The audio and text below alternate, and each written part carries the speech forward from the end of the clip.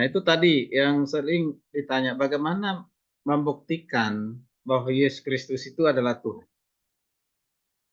Saya ulang-ulang lagi bahwa bukan manusia yang membuktikan Yesus Tuhan.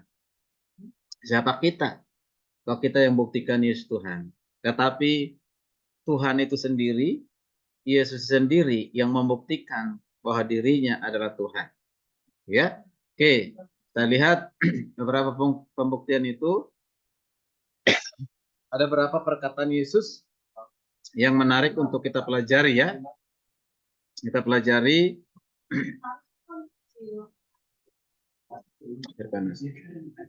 Ya, yang pertama, kita buat satu perbandingan antara perjanjian lama dan perjanjian baru. Ya, perjanjian lama dan perjanjian baru. Misalnya nih, Yesus mengatakan, akulah gembala yang baik. Yohanes 10:11. Kata aku ini menunjuk kepada Yesus Kristus. Lord, Krios, bukan Theos. Ya. Makanya kita menolak ajaran Erastus yang mengatakan Yesus itu bukan gembala yang sejati. Gembala sejati itu adalah Elohim atau Yahweh. Nah, gitu ya. Jadi Yesus bukan gembala yang baik gitu. Aduh, ini tepuk tangan lagi orang mendengar ajaran begitu. Nah, kita perhatikan nih. Yesus mengatakan akulah gembala yang baik. Ini sama enggak dengan yang ada di Mazmur 23?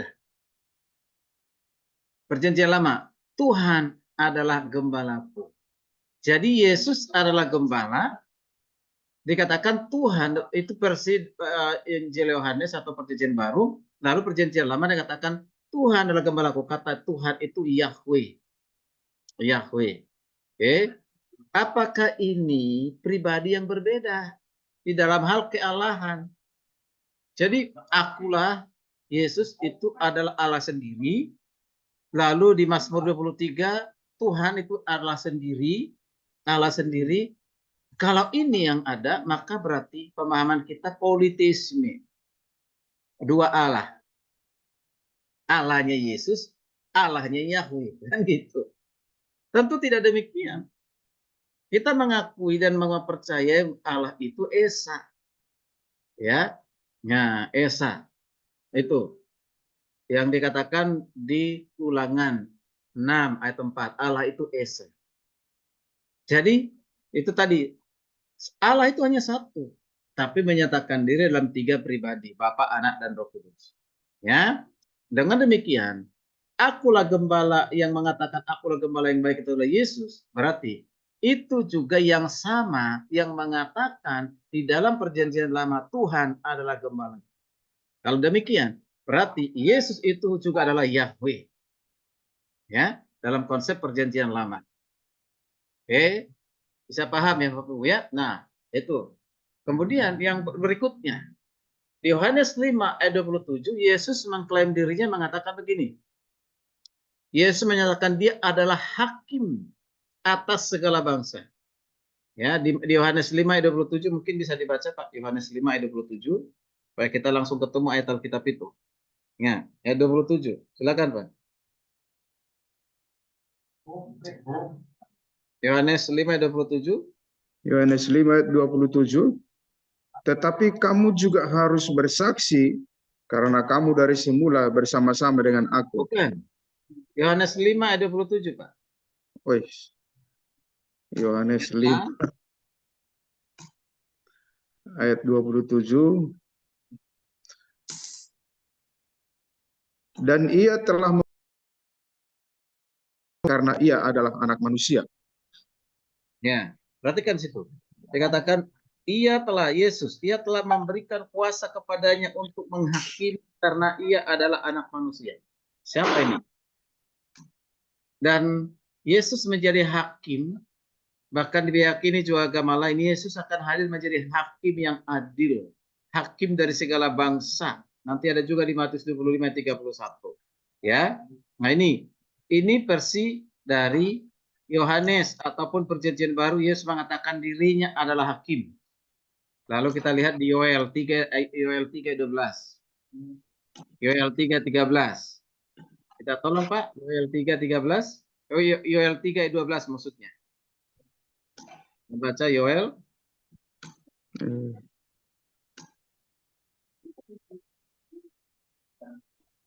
Yoel 3 ayat 12. Ya. Baiklah bangsa-bangsa bergerak dan maju ke lembah Yosafat, sebab di sana aku akan duduk untuk menghakimi segala bangsa dari segenap penjuru. Ya. Jadi perjanjian lama juga mengatakan hal yang sama. Tuhan adalah hakim segala bangsa. Tuhan adalah hakim segala bangsa. Apakah ini dua pribadi yang dalam hal keilahian berbeda? Tidak. Ini adalah di dalam Tuhan yang sama. Ya, yang kalau di Yohanes 5:27 ini yang sudah menyatakan diri sebagai manusia, tapi kalau di Yoel 3:12 dia belum menyatakan diri sebagai manusia. Jadi tidak mungkin ada dua hakim gitu. Ya. Ya, tidak ada. Ya hakim Yesus sendiri, lalu Yahweh itu hakim sendiri. Tidak. Hakim itu adalah hanya Tuhan. Hanya Tuhan. Ya. Yahweh itu adalah Tuhan, Yesus itulah Tuhan. Tapi bukan dua Tuhan. Itu ya, tetap satu Esa. Gitu ya. Sudah jelas. Ya, jelas. Kemudian kita lihat lagi perbandingan. Yohanes 8:12. Minta tolong baca. Yohanes 8:12. Yohanes 8:12. Yohanes 8 ayat 12. Maka Yesus berkata pula kepada orang banyak, katanya, Akulah terang dunia, barang siapa mengikut aku, ia tidak akan berjalan dalam kegelapan, melainkan ia akan mempunyai terang hidup. Ya, di perjanjian baru mengatakan, Yesus mengatakan, akulah terang dunia. Akulah terang dunia. Waktu dia dari tengah-tengah dunia ini dia mengatakan beginian ya, akulah terang dunia. Oke. Ini semua pernyataan-pernyataan sifat keilahian Tuhan ini. Keilahian dari Yesus sebagai Tuhan, ya. Lalu di perjanjian lama ada nggak hal yang sama? Coba kita lihat baca di Yesaya 60:19, Pak. Ya, Yesaya 60 ayat 19. Bagimu matahari tidak lagi menjadi penerang pada siang hari, dan cahaya bulan tidak lagi memberi terang pada malam hari. Tetapi Tuhan akan menjadi penerang abadi bagimu, dan Allahmu akan menjadi keagunganmu.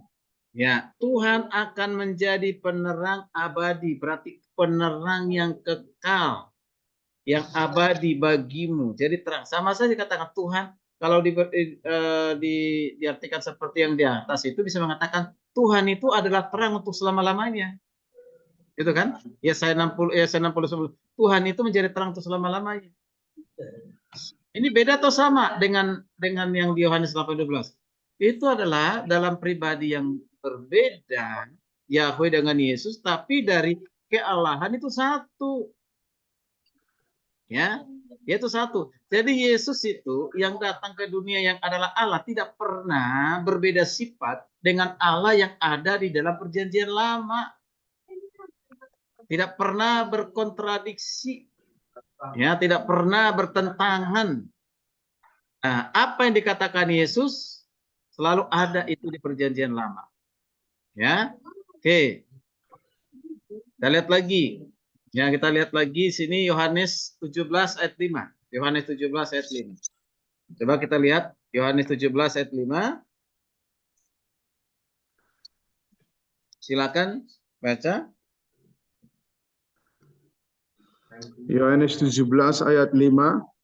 Oleh sebab itu ya Bapa, permuliakanlah aku padamu sendiri dengan kemuliaan yang kumiliki di hadiratmu sebelum dunia ada.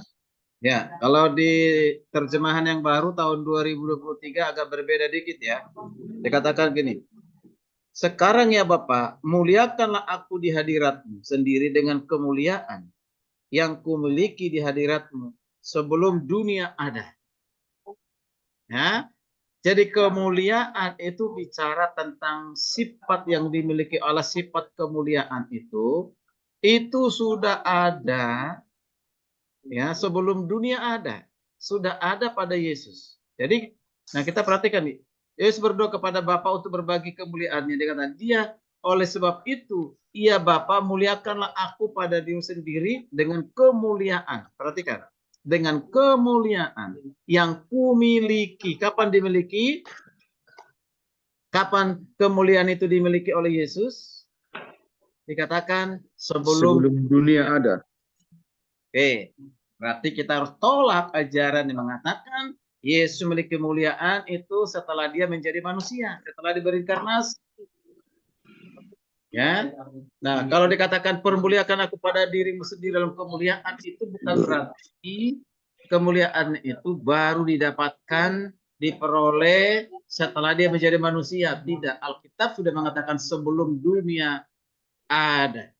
Nah, itu adalah sifat atau itu adalah pernyataan sifat yang menunjukkan Yesus itu adalah Tuhan.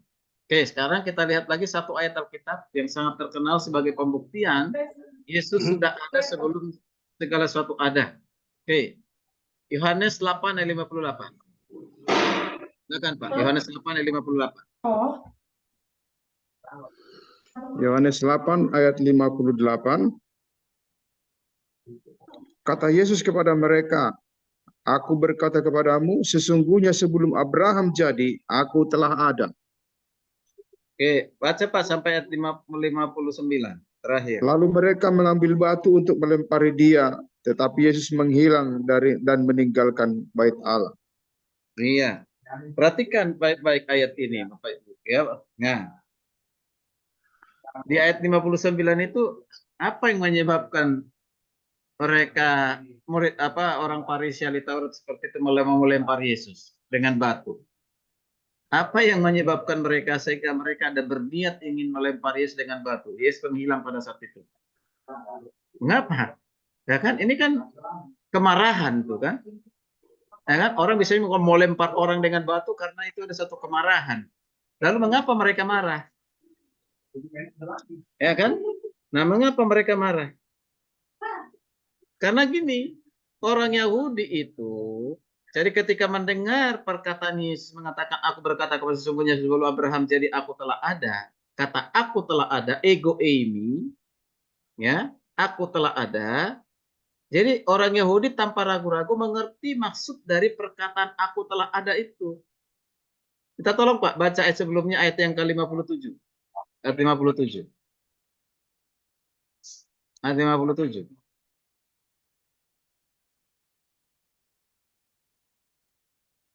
Bisa Pak? Masih di Yohanes 8 ayat 57? Dibuka dulu Pak unitnya. Iya. Atau gantian Pak, mungkin atau sudah. Maka kata orang-orang Yahudi itu kepadanya, umurmu belum sampai 50 tahun, dan engkau telah melihat Abraham. Ya, coba itu. Umurmu belum berapa? 50 tahun. Engkau melihat Abraham. Abraham. Mereka itu aja belum pernah melihat Abraham, hanya tahu bahwa Abraham itu nenek moyang mereka. Tiba-tiba Yesus mengatakan sebelum Abraham ada, aku telah ada. Ya kan? Nah, membuat apa? Mereka mengerti dua hal. Yang pertama, mereka mengerti bahwa Yesus itu menyatakan dirinya adalah Allah.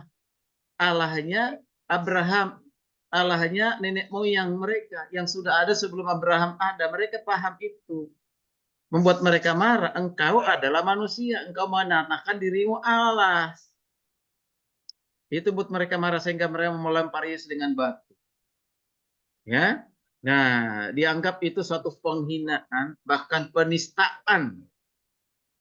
Ya, penistaan. Nah, kalau di Indonesia sudah kena undang-undang IT itu 2 tahun penjara seperti Ahok kan gitu. Ya. Nah itu. Ini gila ini Yesus mengatakan dirinya Allah sebelum Abraham ada, dia sudah ada. Kan gitu ya. Nah, bahkan berani mengatakan akulah Allahnya Abraham. Ya, secara tidak langsung Yesus mengatakan, aku itulah Allahnya Abraham, Allahnya nenek moyangmu itu aku, kata Yesus seperti itu. Ya. Nah, ini mereka tahu bahwa Yesus itu tidak hanya menyatakan keberadaannya sebelum Abraham, tetapi Yesus juga menyatakan sebenarnya menyatakan dirinya sama dengan Allah, setara dengan Allah, dengan perkataan aku telah ada itu, mereka pahami menunjukkan bahwa Yesus mengatakan aku sama dengan Allah. Itu buat mereka marah. Ya. Itu sebabnya mereka mengambil batu hendak melempar Yesus. Gitu ya. Nah, kita perhatikan bersama-sama, Yesus juga menyatakan bahwa dia mempunyai kuasa kehidupan. Kuasa yang hanya dimiliki Tuhan saja. Oke, bukan hanya keberadaannya, eksistensinya sudah ada sebelum Abraham ada atau sebelum dunia ada. Sebelum segala sesuatu ada, dia sudah ada di dalam sifat keilahian. Ya, dalam keilahiannya maksudnya. Nah, tapi juga dia bisa memberikan kehidupan. Yohanes 5 ayat 21. Yohanes 5 ayat 21. Karena ini kita lihat Yohanes 5 ayat 21. Yohanes 5 ayat 21. Sebab sama seperti Bapa membangkitkan orang-orang mati dan menghidupkannya, demikian juga Anak menghidupkan barang siapa yang dikehendakinya. Ya. Sama seperti Bapa membangkitkan orang mati dan menghidupkannya. Demikian juga Anak, berarti Yesus, menghidupkan barang siapa yang dikehendakinya. Artinya memberikan kehidupan yang kekal. Bapa memberikan kehidupan, membangkitkan orang mati diberikan kehidupan. Nah, Yesus juga punya kuasa memberikan kehidupan. Nah, kalau Yesus memberikan kuasa kehidupan seperti itu, memberikan kehidupan, ya udah jelas, tak perlu diragukan lagi, dia adalah Allah. Ya kan? Sebab tidak ada ciptaan di dunia ini, siapapun dia, yang memberikan kehidupan untuk selama-lamanya kecuali Allah. Dan itu bisa dilakukan, dikerjakan oleh Yesus, maka Yesus adalah Allah. Ya. Nah, sekaligus sebenarnya Yohanes 5:21 ini salah satu contoh pembuktian Trinitas ya. Bapa sendiri dalam pribadi, dia sendiri dalam pribadi, tapi satu di dalam kealahan, satu di dalam keilahian. Oke, kita bukan penganut oneness, ya, bukan penganut penolak Allah Tritunggal, tidak, ya. Jangan berkatakan kan tidak ada Pak istilah Tritunggal dalam Alkitab, betul, tapi esensinya ada, ya. Banyak kata-kata yang sering kita gunakan dalam hubungan gereja, misalnya perjamuan kudus, kata gereja, kata inkarnasi, kata apa lagi? Coba cari kata-kata itu ada nggak dalam Alkitab? Nggak ada. Kenapa kita gunakan? Ya kan? Berarti salah dong kita, keliru dong kita menggunakan kata-kata yang tidak ada dalam Alkitab. Bukan demikian, ya kan? Tapi Tritunggal kan tidak ada juga. Jangan dicari, tidak ada, tapi esensinya ada. Ya. Oke. Oke, yaitu hanya suatu istilah yang digunakan untuk memudahkan kita untuk mengerti, ya. Oke. Baik. Berikutnya Yohanes 5 ayat 25. Ini pernyataan menyatakan ini sebagai Tuhan. Oke, silakan Pak. Yohanes 5 ayat 25. Yohanes 5 ayat 25. Aku berkata kepadamu, sesungguhnya saatnya akan tiba dan sudah tiba bahwa orang-orang mati akan mendengar suara Anak Allah dan mereka yang mendengarnya akan hidup. Ya. Orang-orang mati mendengar suara Anak Allah. Siapa itu Anak Allah? Yesus. Artinya mendengar Yesus lalu percaya kepada Yesus. Lalu dikatakan mereka yang mendengarnya dan percaya kepadanya diberikan hidup. Ini kata hidup ini bukan hidup yang kita miliki sekarang ini. Ya, yang sementara ini. Zoe. Zoe itu artinya kekal. Kehidupan yang kekal. Dikaruniakan, diberikan oleh Yesus. Karena Yesus dapat memberikan kehidupan yang kekal, berarti itu membuktikan dia adalah Allah. Ya, dia adalah Tuhan itu sendiri. Oke. Nah, kemudian kita lihat mundur ayat 23, Pak. Ayat 23. Masih di Yohanes 5. Supaya semua orang menghormati Anak sama seperti mereka menghormati Bapa, berarti Bapa yang mengutus dia. Ya, perhatikan. Yesus mengatakan bahwa supaya semua orang menghormati Anak. Menghormati siapa itu Anak? Yesus. Ya, sama seperti mereka menghormati Bapa. Kalau Bapa dihormati, perlakukan juga yang sama kepada Yesus, harus dihormati. Jangan engkau hormati Bapa, engkau tidak menghormati anak. Itu nggak betul. Hormati anak, hormati Bapa. Berarti itu menunjukkan kesetaraan. Ya, itu menunjukkan kesejajaran. Ya kan? Itu ya. Nah, kemudian berikut Pak, Yohanes 14 ayat 1. Yohanes 14 ayat 1. Yohanes 14 ayat 1, janganlah gelisah hatimu, percayalah kepada Allah, percayalah juga kepadaku. Ya, perhatikan, percayalah kepada Allah, Theos. Theos. Itu dalam bahasa Yunani ya, atau God dalam bahasa Inggrisnya. Tapi kalau dalam bahasa Ibraninya adalah Yahweh. Yahweh. Oke. Nah, dikatakan percayalah kepada Yahweh, percayalah kepada Theos, percayalah kepada God yang Allah itu. Maka dikatakan percaya jugalah kepadaku. Kataku itu siapa? Ku. Itu menunjukkan kepada pribadi Yesus Kristus, Krios, Lord. Kata Lord tidak pernah digunakan kepada Bapa. Selalu kata, dan juga kata Krios dan tidak pernah digunakan menuju kepada Theos. Ya? Nah, jadi menuju kepada Yesus. Nah, kalau engkau percaya kepada Allahmu Yahweh itu yang kau percaya itu, itulah aku. Maka engkau juga harus percaya kepadaku. Itu. Mau menunjukkan akulah dia yang di Yahweh itu, yang ada perjanjian lama yang diyakini oleh nenek moyangmu. Akulah dia. Percaya dia kepada dia, kamu juga harus percaya kepada aku karena yang Yahweh itu adalah aku. Ini bicara keilahian. Ya. Nah, bicara sifat keilahiannya. Jadi, di sini saya lihat Yesus tanpa meninggalkan keraguan menyatakan dirinya sejajar dengan Allah. Itu nih.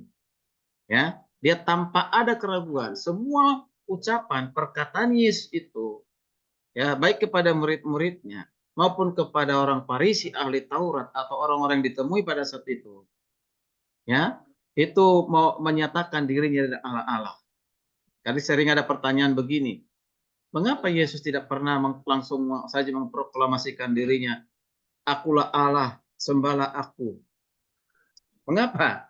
Ya coba kita diskusi dulu, mengapa Yesus tidak mengatakan itu langsung itu?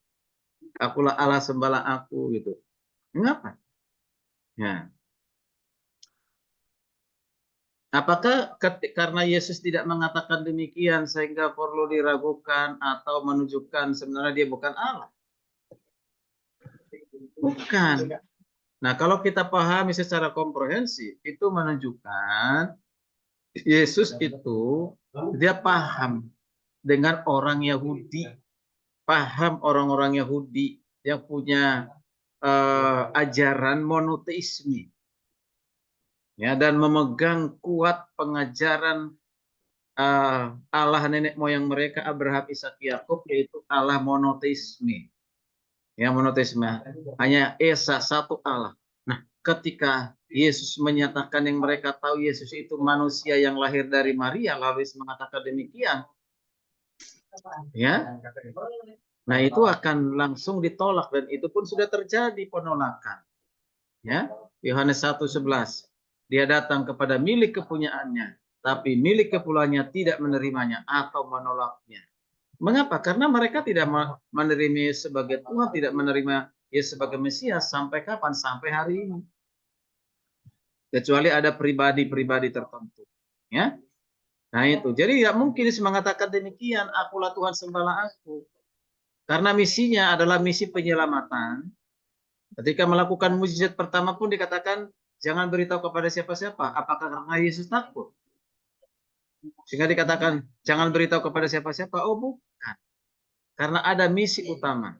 Jadi harus dia memperkenalkan dirinya yang hadir itu sebagai Allah yang menjadi manusia itu. Harus tuntas visi misinya. Ya. Jadi dia membatasi dirinya. Membatasi dirinya dengan tidak mengatakan klaim langsung secara langsung akulah Allah. Dibatasi. Ya. Oke. Kemudian kita lihat Yohanes 12:48. Silakan Pak. Ini otoritas perkataan Yesus sebagai Tuhan. Ini otoritasnya. Silakan. Yohanes 12:48. Yohanes 12 ayat 48. barang siapa menolak aku dan tidak menerima perkataanku, ia sudah ada hakimnya, yaitu firman yang telah kukatakan. Itulah yang akan menjadi hakimnya pada akhir zaman. Perhatikan nih, barang siapa menolak aku dan tidak menerima perkataanku, perkataan Yesus itu yang adalah firman, sama berarti menolak Yesus, berarti menolak perkataannya. Ya, tidak ada aku terima Yesus lalu menolak perkataannya. Tidak ada begitu, ya kan? Nah, maka lanjutkan, ia sudah ada hakimnya, itu firman yang telah kukatakan. Berarti yang berkata-kata tentang firman itu siapa? Yesus. Nah, kalau dia berkata-kata tentang firman, keluar dari mulutnya adalah firman, berarti dia adalah Allah yang berfirman. Sama seperti perjanjian lama. Demikianlah firman Tuhan, berfirmanlah Allah kepada Abraham. Demikianlah firman Tuhan kepada Musa. Nah, ya kan? Nah, Yesus ketika berkata-kata keluar dari mulutnya, itu menunjukkan dia adalah Allah, bukan firman yang diterima, dimasukkan kepada Yesus, lalu dia berbicara atas nama Bapa, di atas nama Bapa kepada orang lain, sesuai dengan pemberian itu. Keliru, tentu ini keliru sekali. Tidak. Ya, firman yang telah kukatakan itu akan menjadi hakimnya dan pada akhir zaman. Artinya, Yesus akan menjadi hakim buat mereka. Ya, jadi nggak bisa. Jadi kalau menerima Yesus, terima firman-Nya, ya kan? Kalau menolak Yesus, maka saya katakan sama saja itu juga menolak Allah. Tidak percaya Yesus, berarti sama-sama tidak percaya kepada Allah. Itu sangat jelas, ya. Tidak mengenal Yesus berarti dia tidak mengenal Allah. Gitu. Ya, jadi sangat jelas. Itu menunjukkan otoritas dari Allah itu sendiri. Oke, lagi Pak. Ya, kita lihat Yohanes 14 ayat 1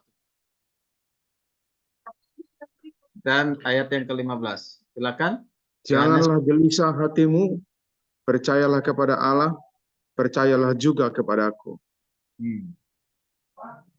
Ayat 15. Jikalau kamu mengasihi aku, tapi dikatakan apa? Coba Yohanes 15 ayat Yohanes 14 ayat 15. Jikalau kamu mengasihi aku, kamu akan menuruti segala perintahku. Ya.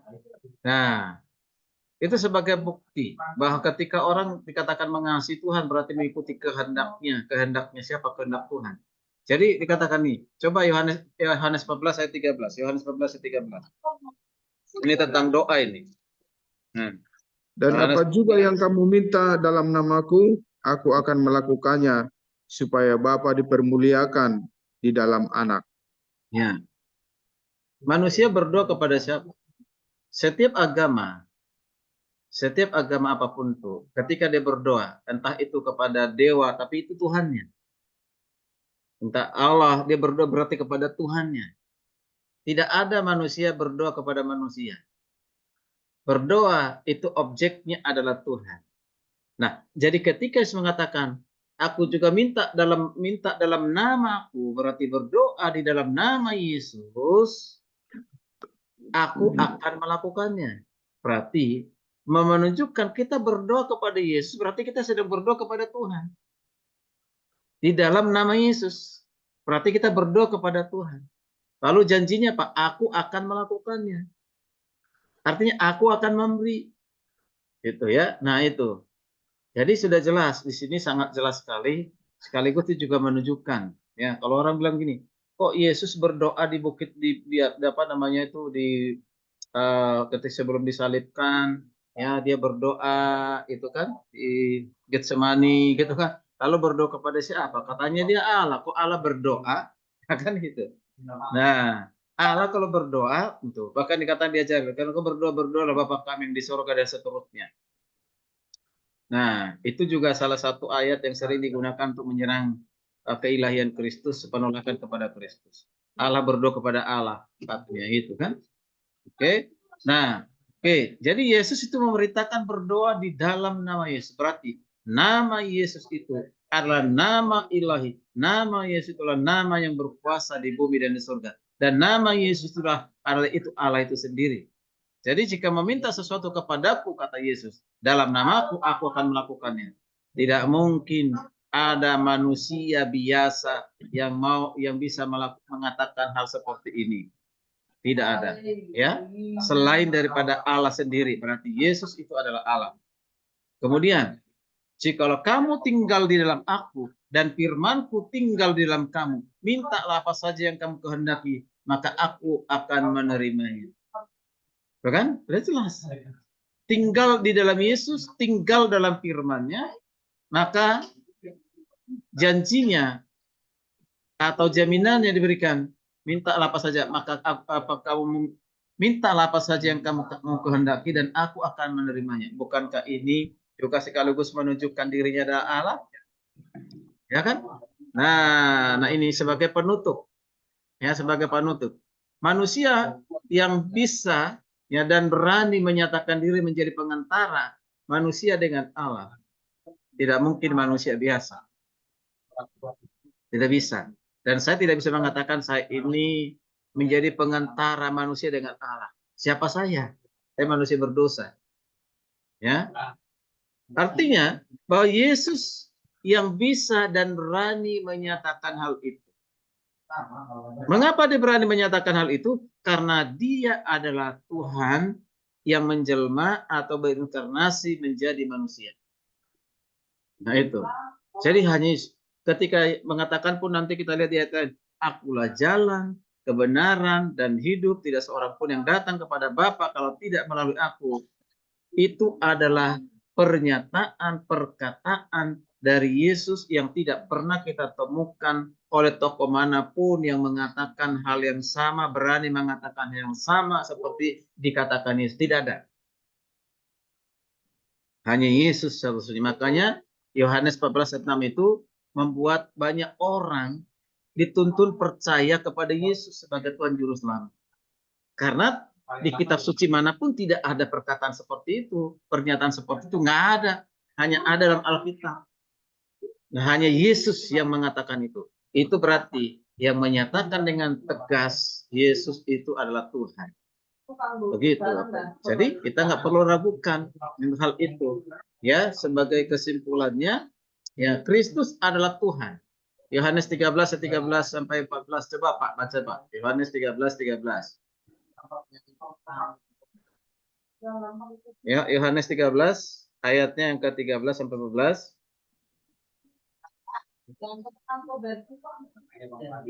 Yohanes 13 ayat yang ke-13 dan 14. Kamu menyebut aku guru dan Tuhan, dan katamu itu tepat, sebab memang akulah guru dan Tuhan. Jadi jikalau aku membasuh kakimu, aku yang adalah Tuhan dan gurumu, maka kamu pun wajib saling membasuh kakimu. Ya, jadi kalau perjemahan yang baru katakan nih, kamu menyebut aku guru dan Tuhan. Dan katamu itu tepat, sebab memang akulah guru dan akulah Tuhan. Ya?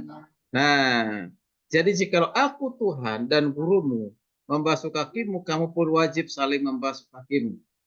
Yang menjadi perhatian kita, penekanan kita adalah kata Tuhan.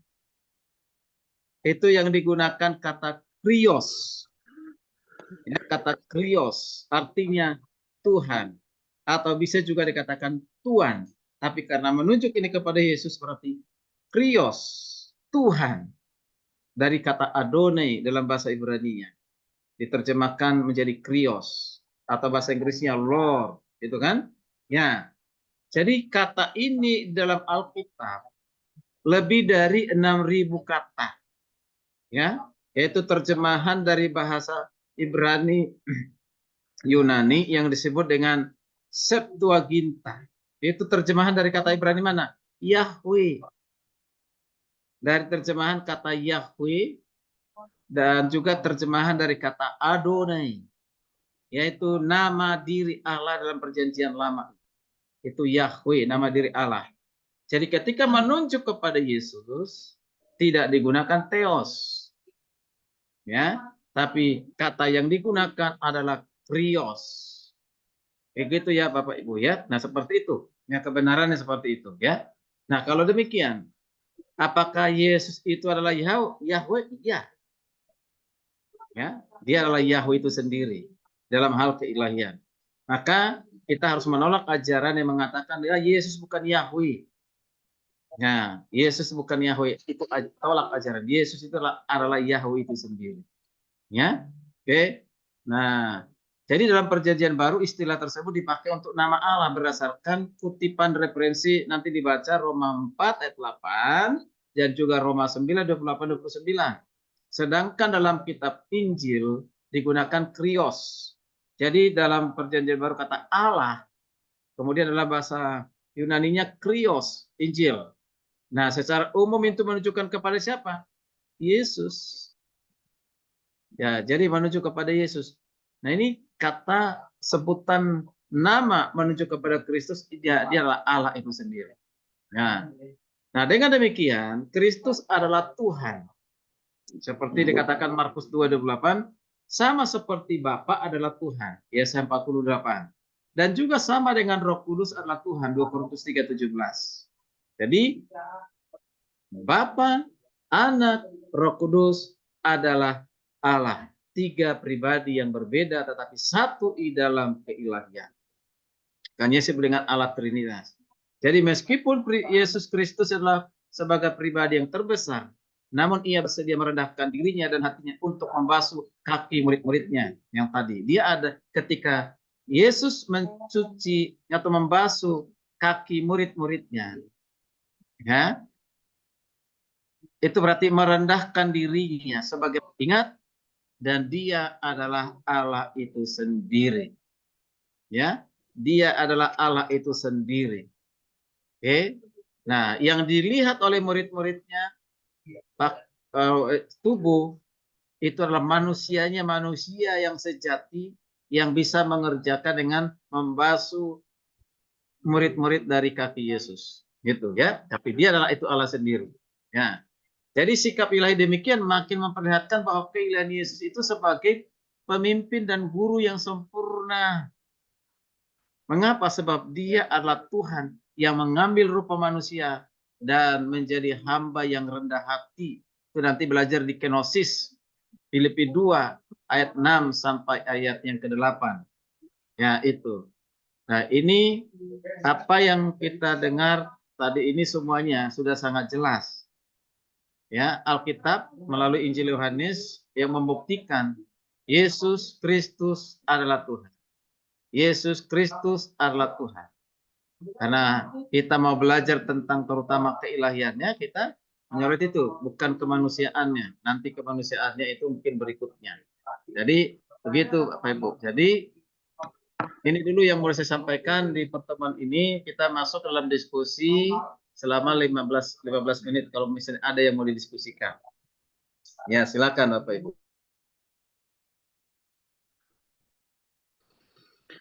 Ya, terhubung dengan begini Pak dosen, karena kesetaraan Allah, kesetaraan Yesus Kristus dengan Allah itu, maka ada pertanyaan yang muncul dalam hati saya. Ketika Allah menciptakan manusia, dengan siapakah dia berdiskusi sehingga dia bilang marilah kita ciptakan manusia sesuai dengan gambar dan rupa kita. Itu aja Pak Ketua. Sebenarnya di Kejadian 1 ayat 26 itu, marilah kita menjadikan manusia, itu tidak diskusi ya. Itu kalau ditemukan dalam pengertian tidak ada kata diskusi atau seolah-olah minta persetujuan gitu. Ya. Ya, tidak. Menjadikan. Ya, itu kata ajakan kepada yang setara. Bukan diskusi kepada ya. Ya kan?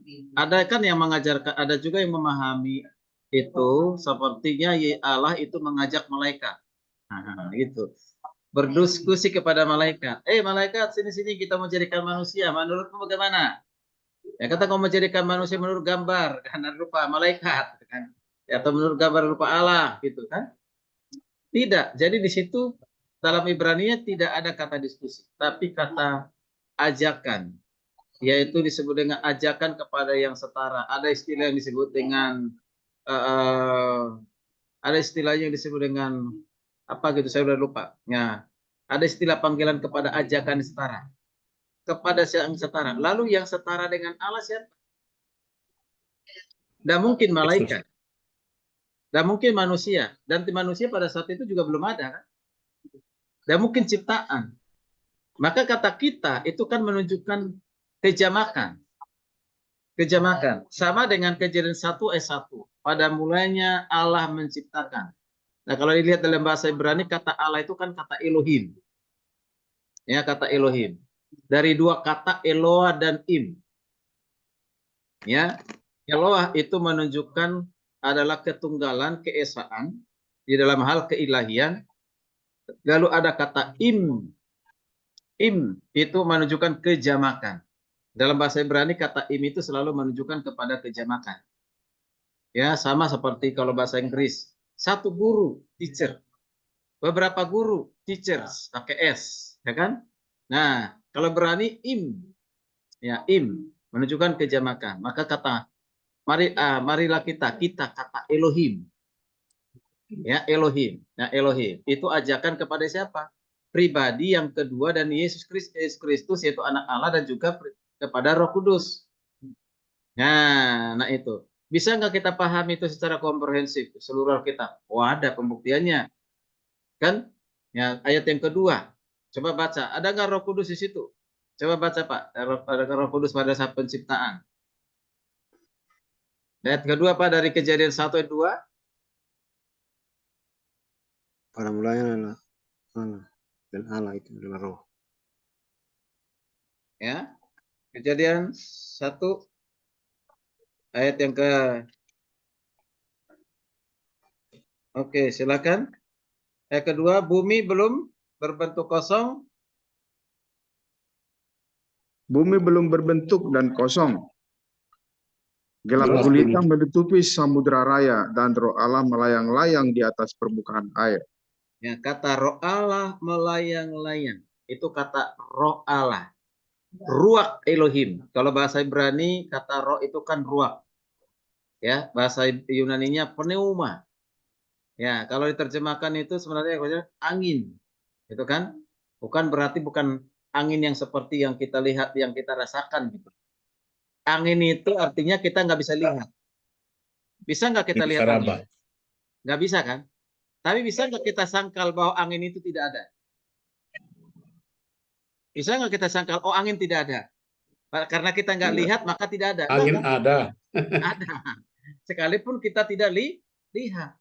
Tidak bisa Roh dipegang. itu, ya roh itu kita tidak lihat. Tapi dia ada. Dia ada. Nah ini terlibat di dalam penciptaan yang katakan Ruach Elohim. Ya.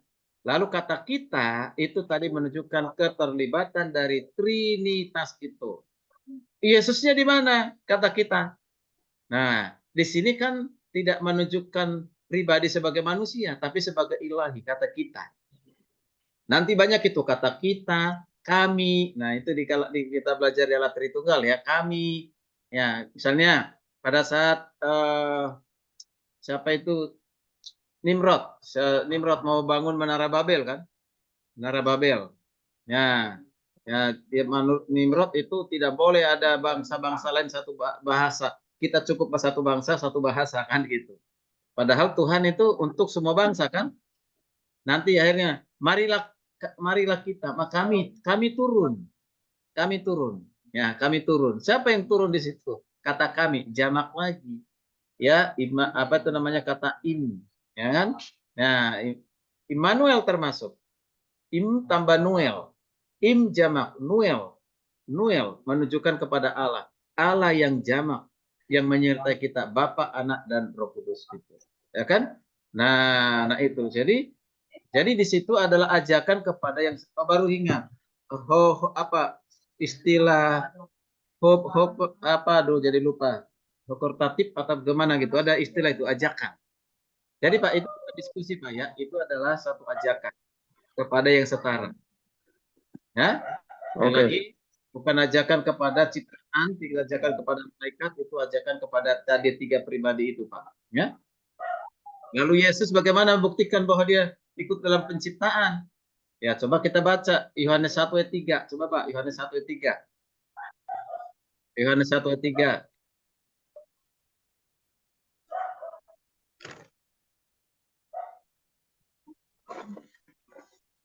Yohanes 1 ayat 3, silakan Pak.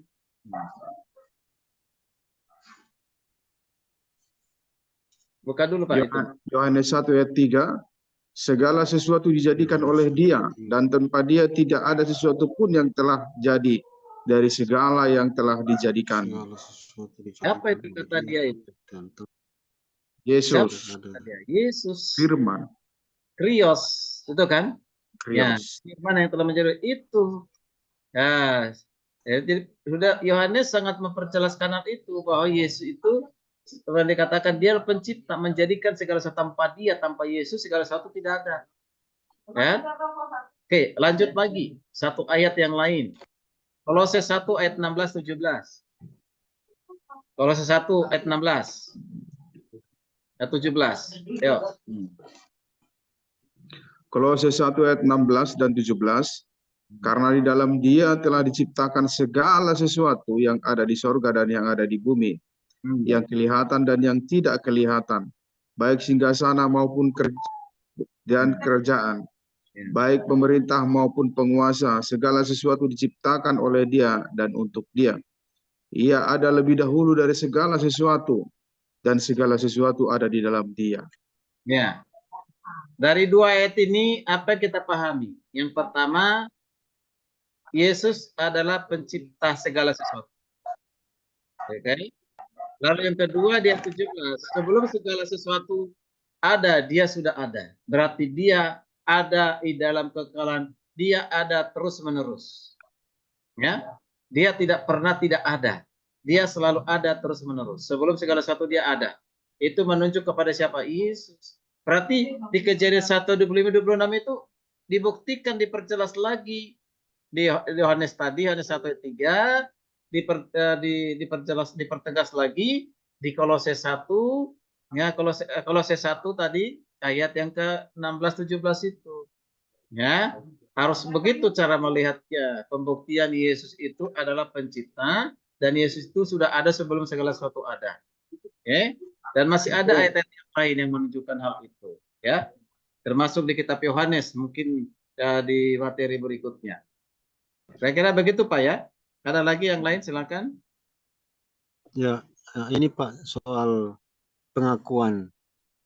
Kenapa sampai sekarang begitu masih banyak orang bingung tentang Tritunggal ini?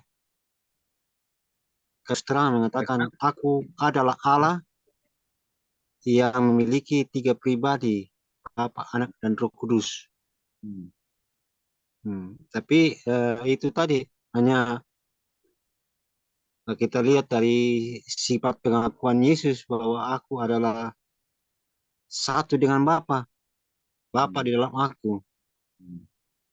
Nah, kalau misalnya seandainya kita ini mau punya pemahaman seperti ini, kenapa Yesus bilang aku adalah Allah yang apa namanya tadi itu, Allah yang memiliki 3 pribadi, Bapa, Anak, dan Roh Kudus. Itu kan jelas.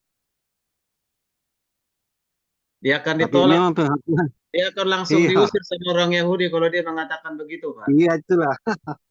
Ya. Iya. Akan langsung diusir dia, Pak, kalau dia mengatakan begitu. Tapi di dalam pemahaman seperti itu tidak selalu harus mengatakan demikian, tetapi esensinya ada. Ya. Iya, iya. Sama seperti ini misalnya nih. Kita sudah tahu semuanya presiden kita siapa itu? Jokowi ya kan? Ketika dia datang ke rumahnya Pak Jokowi, apakah Pak Paulus Roa, aku ini adalah presiden? Kira-kira ngomong? Hah? Iya. Tidak lagi. Karena kita sudah tahu dia presiden. Ngapain dia harus ngomong lagi? Sudah tahu jadi presiden. Iya, ya kan, kita sudah presiden. Dia datang ke petani, petani aku turun, aku presiden loh, gitu kan. Ya, enggak mungkin, petani udah tahu dia itu presiden gitu. Apalagi udah diberitahu dia datang kan gitu.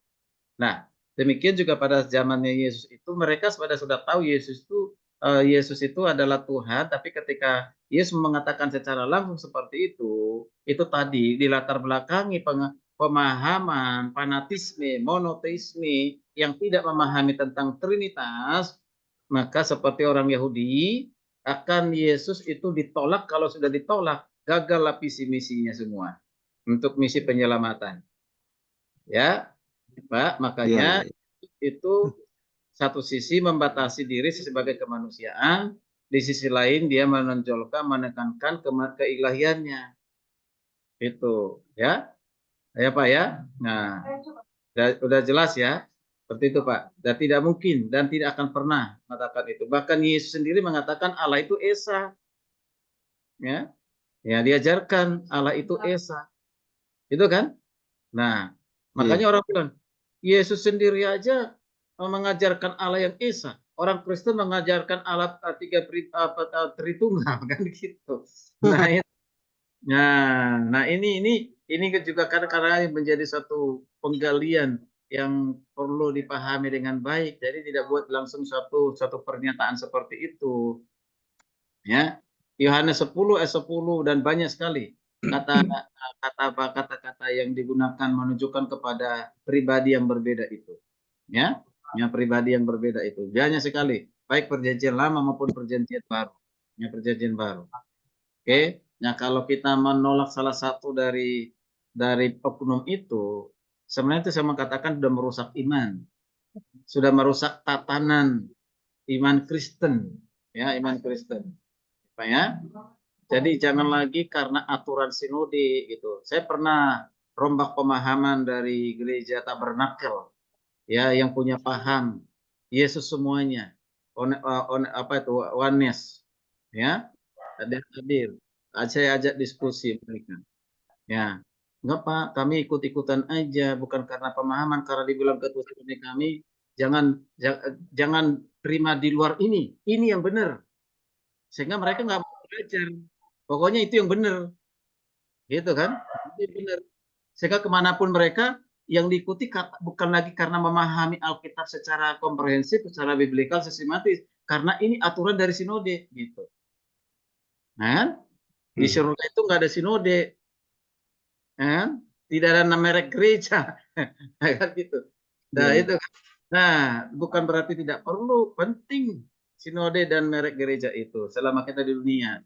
Ya, nah, tapi jangan langsung diklaim, ya, sehingga membuat para pendetanya tidak mau dengar yang lain.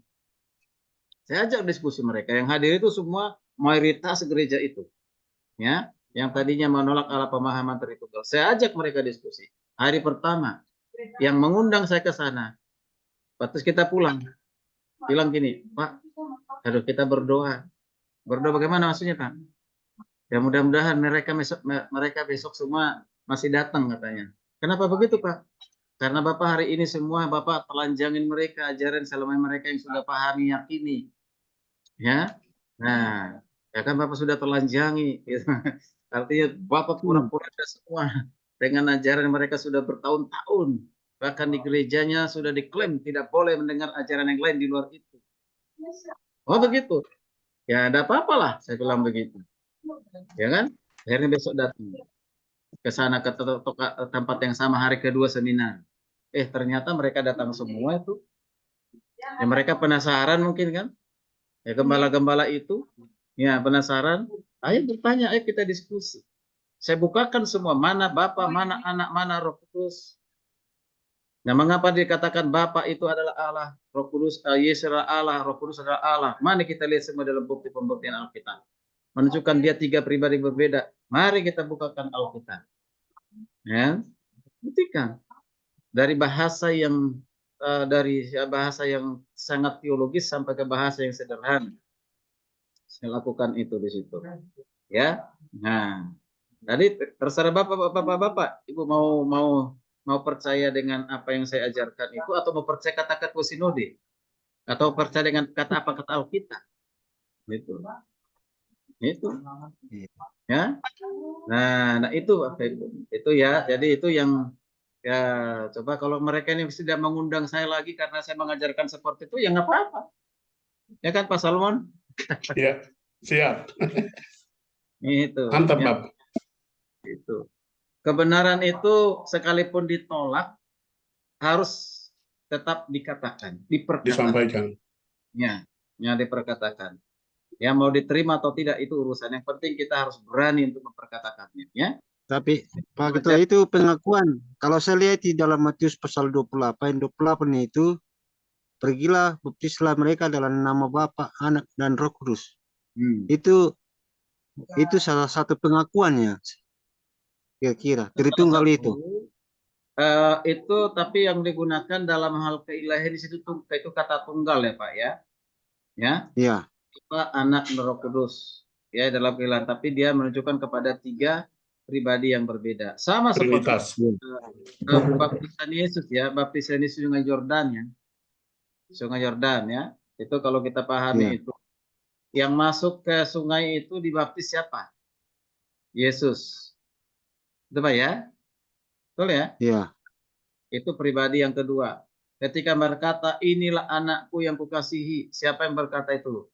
Ada Allah yang Theos yang adalah Bapa yang mengutusnya ke dunia ini. Kan? Lalu dikatakan turun bagaikan burung merpati. Itu sebenarnya sudah satu pembuktian. Ya, yang sederhana tidak perlu ditafsir-tafsir lah itu.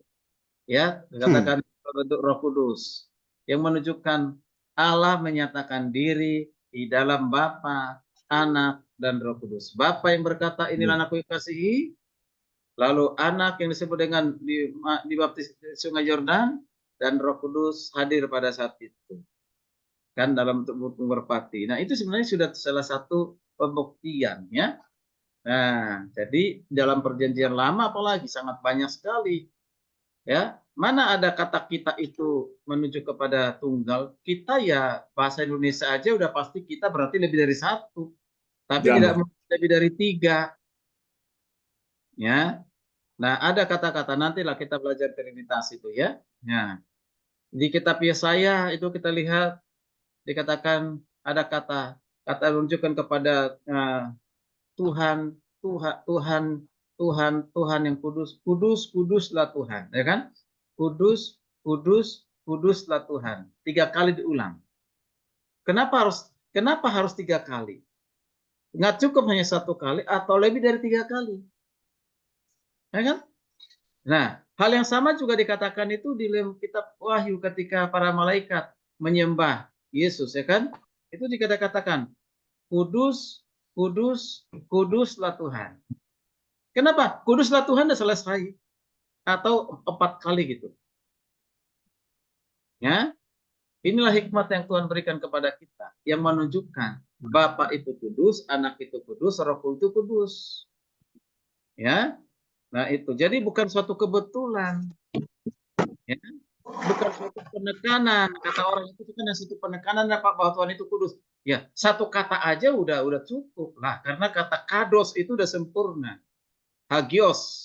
Hagiosmos, kudus, suci, udah sempurna, tak perlu diulang-ulang. Kata kudus itu. Mengapa diulang? Nah itu. Ya salah satu pembuktian ketrinitasan. Di antara yang lainnya. Ya. Oke, baik Bapak Ibu karena sudah jam 9 masih ada masih ada 1 lagi silakan. Gimana Pak Tandi? Pak Tandi ini dari tadi muncul tenggelam. Ya mungkin karena sinyal kali. Ya. Atau lagi resah dan gelisah saya tidak tahu. Di antara. Nah, signal di tempatnya beliau. Oh ya begitu ya, tapi nggak apa-apa kalau itu memang ya. Ya harus semua dimaklumi kalau sudah kuliah secara jarak jauh online begini semua harus dimaklumi, Bapak Ibu. Ya. Oke, baik kalau tidak ada kita ini sampai di sini nanti minggu depan berharap semuanya bisa mempresentasikan tugasnya.